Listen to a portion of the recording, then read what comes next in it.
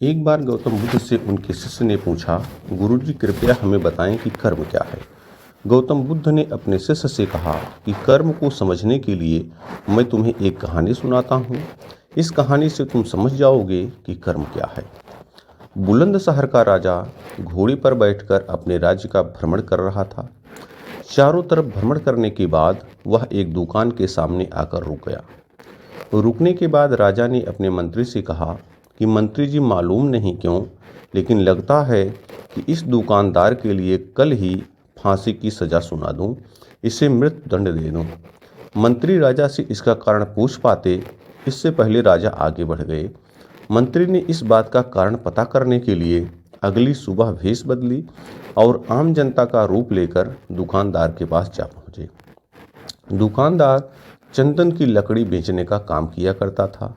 मंत्री ने दुकानदार से पूछा कि उसका काम कैसे चल रहा है। तब दुकानदार ने बताया कि उसका बहुत बुरा हाल है। लोग उसकी दुकान पर आते हैं, चंदन को सूंघकर उसकी प्रशंसा करते हैं, लेकिन खरीदता कोई नहीं।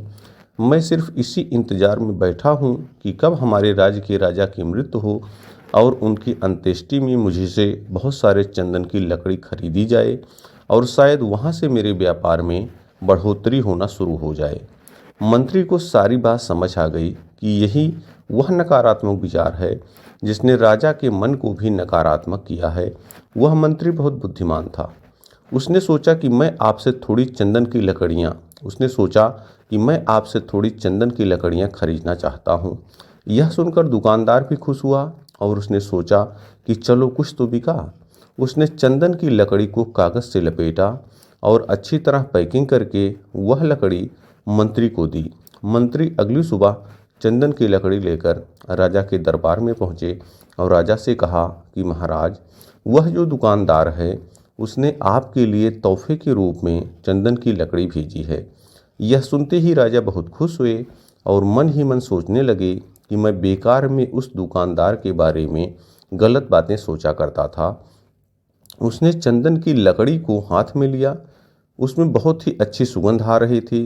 राजा इससे बहुत ही खुश हुए और उसने दुकानदार के लिए मंत्री के हाथों सोने के सिक्के भिजवाए। उसी आम जनता का रूप लेकर मंत्री अगले दिन सोने के सिक्के के साथ दुकानदार के पास पहुंचा। दुकानदार बहुत खुश हुआ और उसने सोचा कि मैं राजा के लिए कितनी गलत बातें सोचा करता था। राजा तो बड़े ही दयालु हैं। ये कहानी जब खत्म हुई तब गौतम बुद्ध ने अपने शिष्यों से पूछा कि अब आप बताएं कि कर्म क्या है। शिष्यों ने उत्तर देते हुए कहा कि शब्द ही हमारे कर्म हैं। हम जो काम कर रहे हैं वही हमारे कर्म हैं। जो हमारी भावनाएं हैं वही हमारे कर्म हैं। गौतम बुद्ध ने सभी शिष्यों के जवाब सुनने के बाद कहा, आपके विचार ही आपके कर्म हैं। अगर आपने अपने विचारों पर नियंत्रण करना सीख लिया तब आप महान बन जाएंगे। जब आप अच्छा सोचते हैं तब आपके साथ अच्छा होता भी है। आपके विचार ही आपको अच्छा या बुरा बनाते हैं। गोपालपुर गांव में हर व्यक्ति किसान था। उस गांव को किसानों का गांव कहा जाता था क्योंकि लोगों को खेती के अलावा कुछ और नहीं आता था। गांव वाले ज्योतिषी को बहुत मानते थे। एक बार उनके गांव में जाने माने ज्योतिषी का आगमन हुआ। सभी गांव वाले उस ज्योतिषी के पास पहुंचे और गांव का भविष्य जानने के लिए उतावले हो गए। ज्योतिषी ने भविष्यवाणी करते हुए कहा कि अगले 10 साल तक इस गांव में बारिश नहीं होगी। पानी की एक एक बूंद के लिए गांव वाले तरस जाएंगे। गोपालपुर गांव में अकाल पड़ेगा। ज्योतिषी ने सभी गांव वालों से कहा कि यदि तुम सब अपने और परिवार की जान बचाना चाहते हो तो इस गांव को खाली कर किसी दूसरे गांव में बसने के लिए चले जाओ। उनकी बातें सुनने के बाद सभी गांव वाले बेचैन हो उठे। उन्होंने घर जाकर सामान बांधना शुरू किया और सबने फैसला लिया कि वह अगली सुबह ही गांव खाली कर देंगे। उस गांव में एक परिवार ऐसा था जो किसी ज्योतिषी और भविष्यवाणी पर कभी यकीन नहीं करता था। उस परिवार का मुखिया, जिसका नाम हरिया था, उसने अपनी बीवी और बच्चों से कहा कि वे गांव छोड़कर नहीं जाएंगे और ये सब बेकार की बातें हैं। इतने साल तक सूखा पड़ ही नहीं सकता। जब गांव वालों को पता चला कि हरिया उनके साथ नहीं चल रहा है तब गांव के कुछ बुजुर्ग और बड़े व्यक्ति उसके पास पहुंचे और उसे गांव वालों के साथ चलने के लिए कहा, लेकिन हरिया अपनी जिद पर अड़ा रहा। और उसने सभी गांव वालों के साथ जाने से इनकार कर दिया। अगली सुबह हरिया और उसके परिवार को छोड़ बाकी सभी लोग गांव छोड़कर चले गए। पूरा गांव खाली था, सब लोग जा चुके थे। हरिया को समझ नहीं आ रहा था कि क्या किया जाए, क्योंकि एक तरफ ज्योतिषी की भविष्यवाणी और दूसरी तरफ पूरे गांव का खाली हो जाना।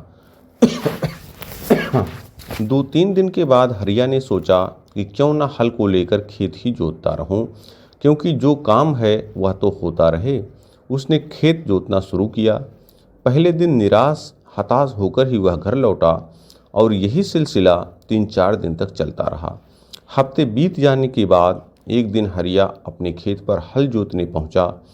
वह हल जोत ही रहा था कि एक छोटा सा बादल का टुकड़ा उसके खेत के ऊपर आकर दिखने लगा कि पूरा गांव खाली होने के बाद यही एक किसान अपना खेत जोत रहा है, जबकि सारे लोग 10 साल तक बारिश नहीं, यह बात सोचकर गांव से चले गए और चारों तरफ सूखा पड़ा हुआ है। उसने किसान से पूछा, अरे ओ किसान, क्या तुम बेवकूफ़ हो? सारे गांव वाले चले गए लेकिन तुम अकेले ही खेत जोत रहे हो। यह सुनकर किसान ने बादल से कहा, क्या आपको पता है कि मैं खेत क्यों जोत रहा हूँ? इसके पीछे एक बड़ी वजह है। उसी वजह के कारण मैं काम कर रहा हूँ। वजह यह है कि मैं खेत इसलिए जोत रहा हूँ कि मैं खेत जोतना न भूल जाऊँ, हल चलाना न भूल जाऊँ। आपको तो पता नहीं है कि आप कब बरसोगे, लेकिन अगर मैं हल चलाना भूल गया तो मैं अपनी ज़िंदगी में करूँगा भी क्या? बादल ने सोचा कि ज्योतिषी ने तो भविष्यवाणी कर दी कि 10 साल तक हम बरसेंगे नहीं। अगर हम बरसेंगे नहीं तो कभी हम बरसना ना भूल जाएं। वहाँ और भी बादल इकट्ठा हो गए और जमकर बारिश होने लगी। दोस्तों, ये छोटी सी कहानी हमें लाइफ में एक बड़ी सीख देती है कि किस्मत या भाग्य हमेशा उसी का साथ देती है जो मेहनत करता है, जो मेहनत करने से पीछे नहीं हटता। आपको अपनी कहानी खुद ही लिखनी होती है, क्योंकि आप खुद ही अपनी लाइफ के हीरो होते हैं। अमेरिका के एक शहर में पेंटिंग्स की प्रदर्शनी लगी हुई थी। उस प्रदर्शनी में बड़े से बड़े व्यापारी आए हुए थे और सभी पेंटिंग्स का आनंद ले रहे थे। एक बिजनेसमैन जिसका नाम जॉन था, वो बार बार एक ही पेंटिंग को बहुत समय तक देख रहा था और उसे लग रहा था कि उस पेंटिंग में कुछ संदेश छिपा हुआ है। दूसरे लोग उस पेंटिंग को खरीदने में किसी भी प्रकार का इंटरेस्ट नहीं दिखा रहे थे। जॉन ने पेंटिंग बनाने वाले से पूछा, तुमने यह पेंटिंग एकदम अजीब तरह से बनाई है। ज़रूर तुमने एक बड़ा मैसेज देने के लिए यह पेंटिंग डिज़ाइन की है। मुझे बताओ, क्योंकि मैं इस पेंटिंग को खरीदना चाहता हूँ और इसके लिए मैं तुम्हें मुँह मांगी कीमत दे सकता हूँ। चित्रकार ने जॉन से मुस्कुराते हुए कहा, सर, मैंने इस चित्र में एक इंसान ही बनाया है। सभी लोगों को यह थोड़ा अजीब लग रहा है, क्योंकि इस चित्र में जो लड़की है उसका चेहरा उसके बालों से पूरी तरह ढका हुआ है। पैरों पर मैंने पंख लगा दिया है और इसके सिर के पीछे के हिस्से को मैंने पूरी तरह से गंजा बना दिया है। तो मुझे बताओगे कि ये किस तरह से एक इंसान का चित्र है? जॉन ने कहा, सर, यह चित्र अवसर को दर्शाता है। जब अवसर हमारे सामने होता है तब हम उसे देख नहीं पाते, क्योंकि उसका चेहरा बालों से ढका हुआ होता है। मैंने इसके पैरों पर पंख लगाए हैं, क्योंकि अवसर को जब हम पहचान नहीं पाते तो वह तुरंत ही उड़ जाता है। इसके सिर के पीछे हिस्से को गंजा इसलिए बनाया है, क्योंकि जब हमें पता चलता है कि बालों से ढका चेहरा अवसर का है और वह पैरों में पंख लगाए उड़ रहा है, तब हम उसे पीछे से पकड़ने की कोशिश करते हैं, लेकिन पीछे का हिस्सा गंजा होने के कारण हम उसे पकड़ नहीं पाते और अवसर हमारे हाथ से निकल जाता है। जॉन उस चित्रकार की बातें सुनकर हैरान हो गया और उसने उस पेंटिंग को खरीद लिया। आज वह एक बड़ी सीख लेकर वहाँ से निकला। दोस्तों, हम सब कभी न कभी अपने जीवन में इस वाक्य का इस्तेमाल करते ही हैं कि हमें उस समय अवसर नहीं मिला, नहीं तो। अवसर न मिलने की बात कहना एक पूरा बहाना बनाने के समान है। कई बार लोग बड़े अवसर या सही अवसर के इंतज़ार में बैठे रहते हैं और उनका कुछ भी नहीं हो पाता। सही अवसर या बड़े अवसर का इंतज़ार मत करें। अवसर हमेशा आपके सामने से निकल जाएगा। आपको बस उसे पहचानना है और उसके चेहरे से ढका बाल खींचना है। अवसर छोटा या बड़ा नहीं होता, इसलिए बड़े अवसर के इंतजार में खाली मत बैठे रहिए। हर अवसर का लाभ उठाइए। अवसर का बहाना बनाकर आप अपनी जिम्मेदारी से कब तक भागते फिरेंगे। अवसर का निर्माण कीजिए, क्योंकि सब आपके हाथ में है। भगवान ने आपको पूरी तरह से सक्षम बनाकर भेजा है, इसलिए आगे बढ़िए और अवसर को पकड़िए। दोस्तों, यह कहानी तब शुरू होती है जब गौतम बुद्ध अपने शिष्यों के साथ लंबा सफ़र तय करके एक सुंदर गांव पहुंचे। गौतम बुद्ध ने कुछ दिन उसी गांव में रुकने का निश्चय किया।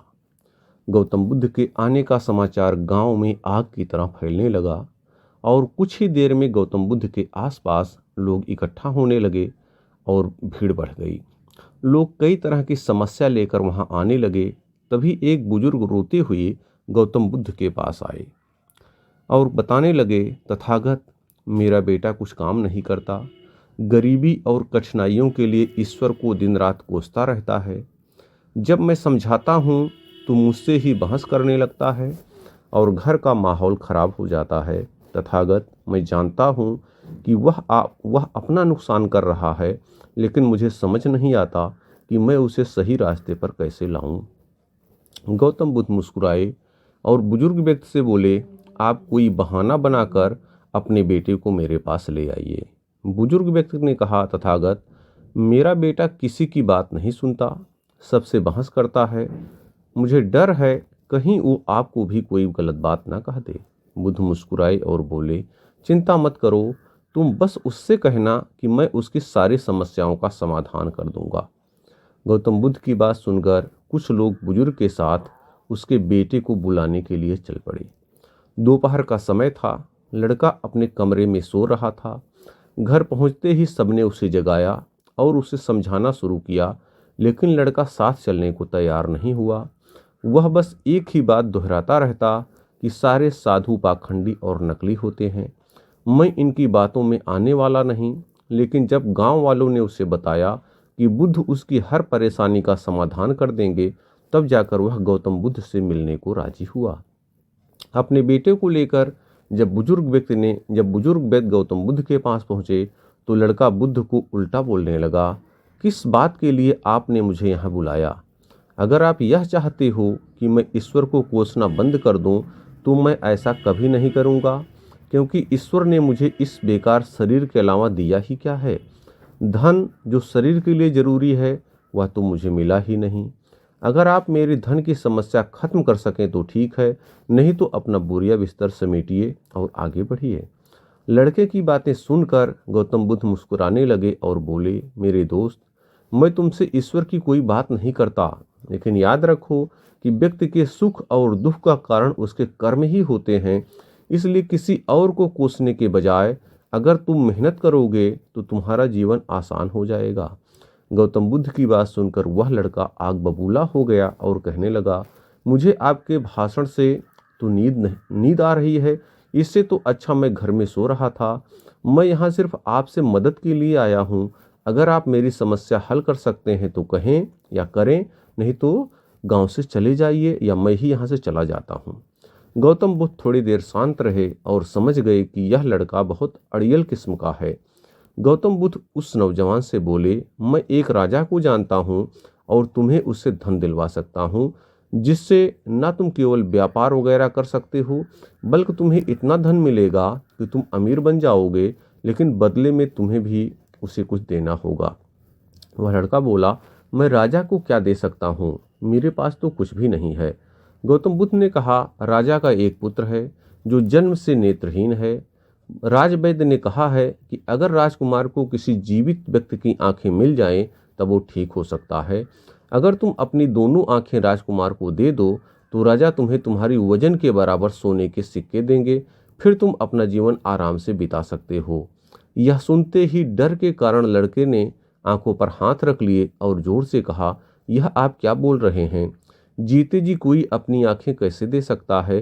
कोई कितना भी धन क्यों ना दे, मैं अपनी आंखें नहीं दे सकता। गौतम बुद्ध बोले, कोई बात नहीं, दो नहीं तो सिर्फ एक ही आंख दे दो, फिर भी मैं तुम्हारी वजन के बराबर सोने के सिक्के दिलवा दूंगा। वह लड़का फिर जमकर बोला, आप ये कैसी बातें कर रहे हैं? मुझे सोने के चाहे जितने सिक्के मिल जाएं, मैं अपनी एक भी आंख नहीं दे सकता। मेरी आंखें अनमोल हैं। गौतम बुद्ध ने कहा, अगर तुमको और धन चाहिए तो बोलो, राजा मना नहीं करेंगे। तो लड़का बोला, मेरी आंखें अमूल्य हैं, कृपया आप यह कहना बंद कर दें, मुझे किसी भी कीमत पर अपनी आंखें नहीं बेचनी हैं। लड़के की बात सुनकर गौतम बुद्ध ने कहा, मेरे प्यारे दोस्त, अभी कुछ समय पहले ही तुम अपने शरीर को बेकार कह के कोस रहे थे और अब तुम ही कह रहे हो कि तुम्हारी आंखें अनमोल हैं। आंखें तुम्हारे शरीर का एक छोटा सा हिस्सा है। अगर तुम्हारी आंखें अनमोल हैं तो तुम्हारा शरीर कैसे बेकार हो सकता है? अगर शरीर तुम्हें अनमोल लगता है तो तुम्हारी बुद्धि की क्या कीमत है? अगर यह सब अनमोल है तो जीवन शक्ति जो तुम्हें जिंदा रखे हुए है उसकी क्या कीमत है? सबसे बड़ी ताकत पहले से तुम्हारे पास है। गौतम बुद्ध के शब्द सुनकर उस लड़के की आंखों में आंसू आ गए। वो तथागत के चरणों में गिर के रोने लगा। फिर कहा, मैंने बहुत बार कोशिश की लेकिन मैं कुछ नहीं कर सका, इसलिए मैं इतना हताश और कड़वा हो गया हूँ। बुद्ध ने लड़के को उठाया और कहा, मेरे दोस्त, इंसान का जन्म बहुत कीमती है। केवल इंसान के पास ही इतना विवेक होता है कि वो सही गलत में अंतर कर सकता है। ताकतवर पशु पक्षियों में भी ये स्वतंत्रता नहीं है। इसलिए अपने शब्दों की ताकत को पहचानो और किस्मत को कोसना बंद करो। जब सर पर परेशानी आती है तो हम सब नकारात्मक हो जाते हैं और भूल जाते हैं कि हमारे पास कितनी सारी कीमती योग्यताएं हैं। गौतम बुद्ध ने कहा कि बनाने और मिटाने दोनों की शक्ति हमारे शब्दों में है। जब शब्द सच्चाई और दया से भरे होते हैं तो पूरी दुनिया को बदल सकते हैं। इसलिए गौतम बुद्ध कहते हैं कि अपनी जुबान को अच्छे शब्द सिखाओ और अपने मन को अच्छे विचार सिखाओ। आँख कान नाक सबको प्रशिक्षित करो। इंद्रियां बहुत अच्छी दोस्त बन सकती हैं। यह हमको दुख से पार ले जाएंगी और हम जो चाहें वो प्राप्त कर सकते हैं। ये सब हम ध्यान, योग, प्राणायाम, विपश्यना से भी सीख सकते हैं। और गौतम बुद्ध की ये सब बातें सुन करके वह लड़का उसी दिन से अपने मन में सबक लेता है और आगे कुछ अच्छा करके अपने जीवन को बेहतर बनाने का प्रयास करता है और वो उसकी ज़िंदगी अच्छी बन जाती है। महात्मा बुद्ध का एक शिष्य था जिसका नाम था चशपाल। चक्षु का अर्थ होता है आँखें, लेकिन दिलचस्प बात यह है कि चशपाल स्वयं अंधा था। एक दिन महात्मा गौतम बुद्ध जेतवन विहार आश्रम पर थे। चक्षुपाल उनसे मिलने आए और बुद्ध को अपना श्रद्धा प्रणाम देने के बाद आश्रम में ही रुक गए। एक दिन बुद्ध के कुछ भिक्षुओं ने कुछ मरे हुए कीड़ों को चशपाल की कुटी के बाहर पाया। इसके बाद उन्होंने चशपाल की निंदा करना शुरू कर दी। बुद्ध ने जब शिष्यों की शिकायत सुनी तो उन्होंने उनसे पूछा कि क्या तुम लोगों ने चशपाल को कीड़ों मकोड़ों को कुचलते अपनी आंखों से देखा है? तो सभी शिष्यों ने मना कर दिया कि उन्होंने अपनी आंखों से तो कुछ भी नहीं देखा। तब भगवान बुद्ध ने उनसे कहा कि जैसे तुमने चशपाल को कीड़ों को मारते हुए नहीं देखा, ठीक वैसे ही चशपाल ने भी कभी उन कीड़ों को मरते हुए नहीं देखा। चशपाल ने उन कीड़ों को जानबूझकर नहीं मारा है, इसलिए ऐसे में उसकी निंदा या भर्त्सना करना बिल्कुल उचित नहीं है। तब भिक्षुओं ने बुद्ध से पूछा कि भिक्षु चशपाल अंधे कैसे हुए? क्या उन्होंने इस जन्म में या फिर पिछले जन्म में कोई पाप किए थे? तब बुद्ध ने उन शिष्यों को चशपाल के एक पूर्व जन्म की कहानी बताई। महात्मा बुद्ध बोले कि चशपाल पूर्व जन्म में एक चिकित्सक थे। एक नेत्रहीन स्त्री सभी जगह चिकित्सा करवाकर हार चुकी थी। कोई उसकी आंखों को ठीक